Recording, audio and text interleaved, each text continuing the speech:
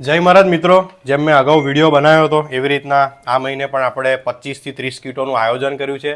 જે સાવજ ગરીબ લોકો છે, નિસહાય લોકો છે, એના સુધીને આપણે આ કરિયાણાની કીટ અને મેં ખેડા જિલ્લાથી સ્ટાર્ટ કર્યું છે. જેટલા ખૂણામાં આપણે એવું લાગશે ખરેખર ગરીબ છે, એટલે 100%થી આપણે આ બધું પહોંચાડીશું. એમાં તમને હળદર છે, મીઠું છે, જે કહેવાય ને દિન જરૂરિયાત વસ્તુઓ છે એનું આપણે આયોજન કર્યું છે. ખરેખર આપણે જે ડેલી રૂટીનમાં જે વસ્તુ સાદી ખાઈએ છીએ એનું હું આટલી કોશિશ કરીને આટલું હું કરી શકું છું. અને યુકે, યુએસએ અને બીજા ઘણા બધા દુબઈ છે, નડિયાદ છે, મહેસાણાથી સરસ મજાનો સહયોગ પણ પ્રાપ્ત થયો છે. એટલે એ લોકોને ખૂબ ખૂબ આભાર.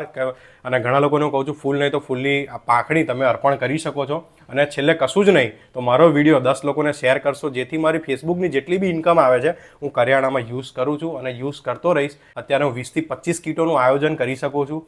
પણ અને હું ને મારી ફેમિલીનો બી સહયોગ રહે છે. અમે રાત્રે જ આ બધું સ્ટાર્ટ કરી દઈએ છીએ, બધું બનાવવાનું, પેકેટ ને પડીકા, તેલ છે, મરી મસાલા અને બધું જ આપણે આપીશું, જેથી લોકોને 1 કે 2 મહિનો આરામથી ચાલી જાય, જે બી ગરીબ લોકો છે. અને એને તો આપણે ચાલુ જ રાખવાના છીએ એ લોકોને. એટલે મારે 150થી 200 લોકો સુધી મારે પહોંચવું છે. એટલે તમે 100%થી ફૂલ નહીં તો ફૂલની પાંખડી પણ આપી શકો છો. સ્ક્રીન ઉપર નંબર આપેલો છે, ઇન્ક્વાયરી પણ કરી શકો. તો મિત્રો, સરસ મજાની કરિયાણાની કીટો આપણે ગાડીમાં મૂકી દીધી છે. હવે આપણે આપવા જઈશું.